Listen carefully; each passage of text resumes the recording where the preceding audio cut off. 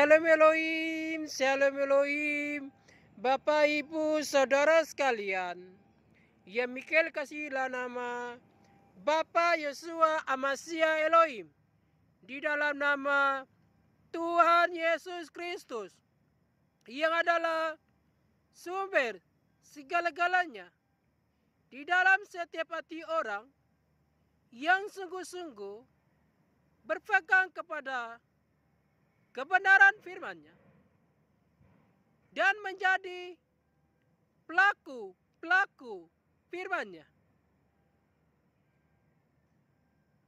Janganlah engkau membuang waktumu dengan hal-hal duniawi, tetapi pergunakanlah waktu ini demi nama Tuhan Yesus Kristus. Buanglah di dalam hatimu, yaitu angku rohani, angku jasmani, sombong bukan main.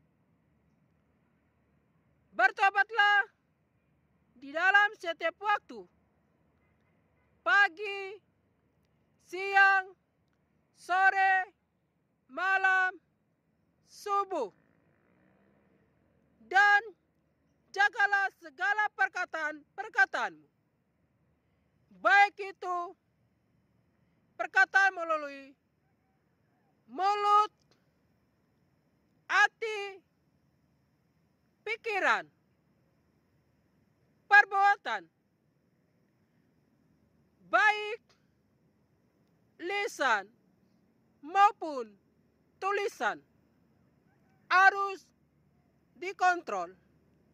Jangan sampai semua itu melahirkan dosa di dalam hatimu yang engkau membuka lowongan untuk iblis ataupun Lucifer masuk di dalam hatimu, sehingga engkau melahirkan hal-hal dosa di dalam hatimu. Kalau hal-hal dosa lahir di dalam hatimu, maka engkau akan ditimpa oleh murka dari surga, dari Tuhan Yesus Kristus, yang memerintahkan para malaikat-malaikatnya menghukum dunia ini. Sebab manusia sudah jauh dari kepada jalan kebenaran. Firman yang mereka baca cuma di bibir mulut, tetapi mereka tidak menjadi pelaku firman-Nya, sebab mereka tidak mau mengambil tindakan pertobatan di dalam hari lepas hari, sehingga bencana alam terjadi di dalam dunia ini, baik bencana alam maupun bencana iman, sebab umat manusia sudah jauh dari hal-hal kebenaran, hal kekudusan, kesucian hidupnya. Mereka tidak menjaga semua itu dengan kekudusan hatinya, sehingga banyak bencana-bencana alam terjadi dalam dunia ini. Contohnya pada tanggal 6 Februari 2023, di mana Turki memakan korban banyak akibat kehangkuan kesombongan hidup yang tidak mau bertobat, berbalik kepada kebenaran firman, sehingga terjadilah gempa bumi 7,8 magnitudo, sehingga banyak mengakibatkan korban yang meninggal dunia taurib itu 10.000 lebih, bisa sampai melebihi dari 20.000. Yang kena celaka begitu banyak kekayaan mereka. Apa yang mereka tampung dalam dunia ini yang tidak menjadi pelaku-pelaku firman, kekayaan dunia ini mereka musnah karena kesombongan hidup yang tidak mau bertobat dan berbalik kepada jalan kebenaran. Sehingga bencana alam terjadi dalam dunia ini. Contoh di belakang saya ini adalah Jayapura.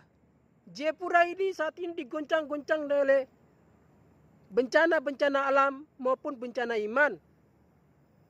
Karena orang Jayapura belum juga bertobat. Kalau orang Jayapura tidak bertobat, maka ada gempa bumi 20 magnitudo yang membuat tsunami Jayapura bisa semuanya tenggelam. Karena mereka tidak mau bertobat dan berbalik kepada jalan kebenaran melalui Tuhan Yesus Kristus. Masih ada kehangkuan-kehangkuan di dalam dirimu, baik anak kecil maupun orang dewasa. Jikalau mereka membuang segala kehangkuan-kehangkuan yang ada di dalam dirimu, baik engkau rohani engkau jasmani, maka kasih anugerah Tuhan Yesus Kristus akan selalu menyertai dan selalu melindungi setiap orang yang berserah, yang berharap akan kebenaran firman dari kuasa surga.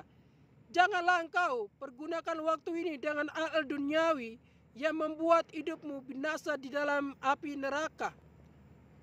Tetapi ambillah tindakan pertobatan di dalam hari lepas hari. Janganlah engkau mencintai dunia ini. Jikalau engkau mencintai dunia ini, engkau akan binasa. Tetapi jikalau engkau mencintai surga, walaupun hidupmu binasa di dalam dunia ini, tetapi engkau akan memperoleh hidup yang kekal, yaitu di dalam kerajaan surga, akan menjadi saksi-saksi surga. Jangan takut untuk menyampaikan kesaksian kebenaran firman pada saat ini. Meskipun dunia membencimu, orang-orang membencimu, tetapi ingat, kasih dan anugerah dari Tuhan Yesus Kristus akan selalu menutupi dan melindungi engkau di mana saja pun engkau berada. Walaupun engkau mati martir demi nama Bapa Yesua Masih Elohim, Tuhan Yesus Kristus melalui kebenaran firman-Nya, maka engkau akan dibangkitkan. Karena semua itu kehendak surga, kehendak Bapa Yesua Masih Elohim. Kalau Tuhan Yesus tidak mengizinkan, walaupun mereka membunuh engkau, tidak akan engkau rip atau meninggal. Karena engkau terlindungi oleh kuasa surga. Dan engkau akan menjadi saksi-saksi surga. Karena menjadi saksi surga itu tidak mudah. Dia harus bisa menghadapi ujian dan cobaan, makian dari dunia dan orang-orang yang disayangi. Bahkan dia akan dijauhi.